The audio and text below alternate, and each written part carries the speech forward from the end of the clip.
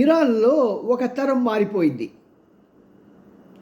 మొదటి రోజునే మన ఇజ్రాయేలీలు దాడి చేసి ఖైమోనీని, అతని కుమారుని, మేజర్‌గా ఉన్న 40 మంది అధికారులు కూడా ఒక్క క్షణంలో లేపేశారు. దాంతో ఒక శకం ముగిసిపోయింది.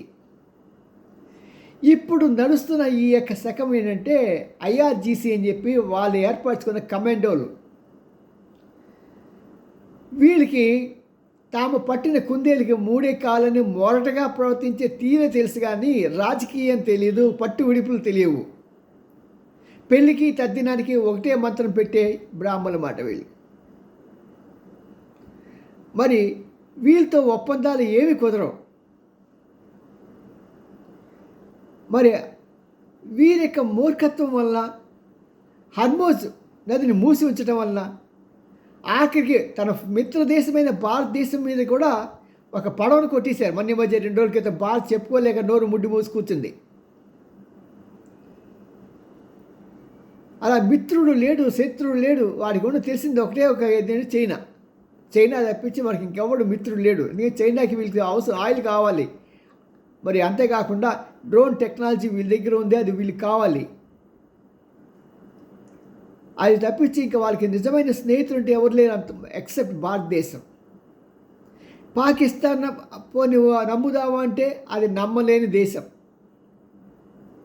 ఎందుకంటే నీకెందుకు నేను ఈ యొక్క ఒప్పందం కుదుస్తా కదా, నీకు అమెరికాకి సయోధ్య కుదుస్తాను, నేను నీకు ఇవ్వాల్సిన $18 బిలియన్ నువ్వు కొట్టివేయి, నేను ఇచ్చుకోలేని స్టేజ్లో ఉన్నానంటే పాపము అన్నారు.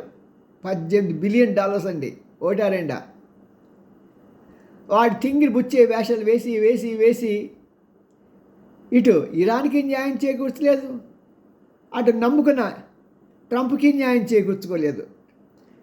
ట్రంప్ పాకిస్తాన్ నమ్మటం వల్ల ఆ దేశంలో తన పరువు మొత్తం పోయింది. అతన్ని వ్యతిరేకించే వాళ్ళు 72% మంది ఉండగా కేవలం అతన్ని కావాలి, నిలవాలి అని కోరుకునే వాళ్ళు 22%. ఎంత ఘోరమో చూడండి. ఇంతవరకు అమెరికా చరిత్రలో ఇంత తక్కువ ప్రజాదరణ ఉన్న ప్రెసిడెంట్ లేడండి. నవంబర్లో ఎలక్షన్స్ వచ్చేస్తున్నాయి. నవంబర్లో ఎలక్షన్స్ వస్తున్నాయంటే ఈ లోపల ఏదో జరగాలి. మరి పాపం ప్రెసిడెంట్ చైనా వెళ్ళాడు. ఆ చైనా వాళ్ళు అక్కడ అవమానమే వచ్చింది. ఎందుకంటే ఒక చోట ఓడిపోయి బయటకు వచ్చారనుకోండి, వాడికి విలువ ఉండదు. మన తెలుగు రాష్ట్రాల్లో ఒక సామెత ఉంటుంది, చెల్లి ఇంటికి వెళ్ళకరా అని. అంటే మన ఆర్థికంగా దివాలా తీసిన స్టేజ్లో మన చెల్లి ఇంటికి వెళ్ళామనుకోండి, అక్కడ వాళ్ళు మన ప్రవర్తన ఎలా అంత ఘోరంగా ఉంటుందంటే అంత ఘోరంగా ఉంటుంది. అలాగా మన ట్రంప్ కూడా చెడిపోయిన తర్వాత, రిలేషన్స్ చెడిపోయిన తర్వాత, ప్రజలతో చెడిపోయిన తర్వాత, ఇతర దేశాలతో చెడిపోయిన తర్వాత, ఇరాన్తో చెడిపోయిన తర్వాత, భారతదేశంతో చెడిపోయిన తర్వాత, మిత్రుడు ఒక్కడూ లేని సమయంలో చైనా వెళ్తే కనీసం అతను రిసీవ్ చేసుకునే వాళ్ళు కూడా ఎవరు లేకపోయారు సరిగా. చిన్నపిల్లలు ఎల్కేజీ స్టూడెంట్స్ ఎవరో వచ్చి 4 జెండాలు ఎగిరేసాడు, దానికి ఈయన ఉబ్బి తబ్బిపోయిపోయాడు. కావాల్సినంత తిండి పెట్టారు, తిండి మాత్రం బ్రహ్మాండంగా పెట్టారంట. తినగల వాడికి తిన్నంత మహదేవా అని. పాప ఈయన తాగుదాం, వాళ్ళ వైన్స్ విస్కీ ఎలా ఉంటాయి అంటే వెంటనే వీళ్ళు సీక్రెట్ ఏజెన్సీ వాళ్ళు వచ్చి వాళ్ళ వైన్ వారు ఇది తీసుకొచ్చి ఆయనకి ఇచ్చి అది కాదు ఇది తాగు అంటే పాపం అదే తాగాడు. నోట్లో పెట్టుకుంటారు కదా. సాధారణంగా ట్రంప్కి తాగే అలవాటు లేదని నాకు తెలిసినంత వరకు తాగే అలవాటు లేదు అతనికి. అక్కడి నుంచి ఒక్క ఒప్పందం కుదరలేదు. ఆఖరికి వాళ్ళు ఇచ్చిన గిఫ్ట్లు కూడా బయటపడేసి రావాల్సి వచ్చింది. కానీ ఒకటి మాత్రం తీసుకొచ్చారండి. మరి ట్రంప్ గారు యొక్క మూత్రం కానీ లేకపోతే మలం కానీ చాలా భద్రంగా తీసుకుని వచ్చారు.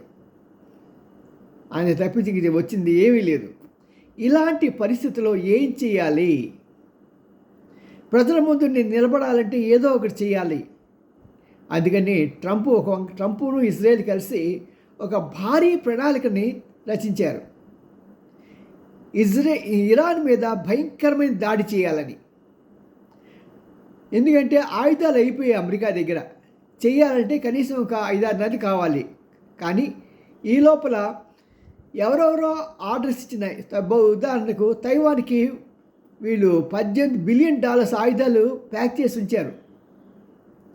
అవి ఇంతవరకు వాటిని హోల్డ్లో పెట్టారు కానీ వాళ్ళు పంపించలా.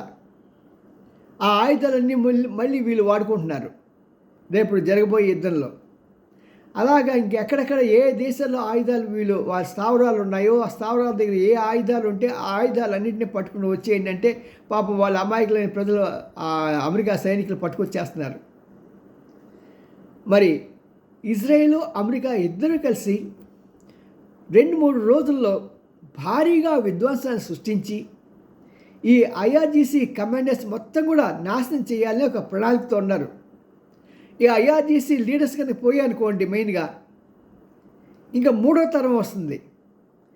ఆ 3వ తరం వచ్చినప్పుడు చేతులు ఎత్తేసి మేమేమి చేయలేము బాబు, మా దేశాన్ని నడిపించుకోవడానికి మీరు ఎంతో కొంత ఆదరణ ముష్టి ఇస్తే ఆ ముష్టితో బతికేస్తాము అనుకునే స్టేజ్లోకి ఇరాన్ తీసుకెళ్లాలని ఇజ్రాయేల్ అమెరికా పడిన కుట్ర. మరి అందుకోసమే రాబోయే 2-3 రోజుల్లో చాలా భయంకరమైన పరిస్థితుల్లో భయంకరమైన యుద్ధం రాబోతున్నారు. కాబట్టి అందరూ జాగ్రత్తగా ఉండండి. పెట్రోల్ రేట్ ఇంటర్నేషనల్ మార్కెట్లో కూడా ఇప్పుడే $110 పెరిగింది కదా బ్యారెల్. అది ఇంకా పెరిగి 120-125కి ఒక 4-5 రోజుల పాటు పెరగడానికి ఆస్కారం ఉంది.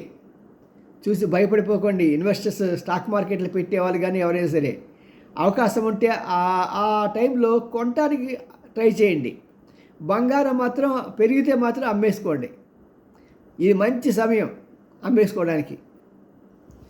మరి అలాగే ఈ యొక్క యుద్ధం ఎటు మలుపు తిరుగుతుందంటే ఇరాను అమెరికాలు రెండూ కలిసి ఎలాగైనా సరే ఇరాన్ని నాశనం చేయాలి అన్ని కంకణం కట్టుకున్న ఇజ్రాయెల్కి మరి దిక్కు తోచక వేరే ఏమి చేయలేక తన పరువును కాపాడుకోవడానికి ఇజ్రాయెల్తో కలిసి మెలిసి నాశనం చేయబోతున్నాడు ఇరాన్ని. మరి చాలా దురదృష్టకరం. అక్కడ సరైన లీడర్షిప్ లేకపోవడం మూలంగా నెగోషియేషన్స్లో వాళ్ళు ప్రత్యేకంగా ఈ యొక్క హర్మోజ్ జలసంధి విషయంలో వాళ్ళు చాలా పట్టుబట్టారు. దాని మీద ఇంత ట్యాక్స్ వేస్తాం అనేటప్పటికీ ప్రపంచంలో ఎవరు అంగీకరించాల. అందుకని ఇప్పుడు జరిగే యుద్ధంలో అమెరికా తోడుగా వాళ్ళ ఫ్రెండ్స్ నాటో ఫ్రెండ్స్ అందరూ జాయిన్ అవుతారు.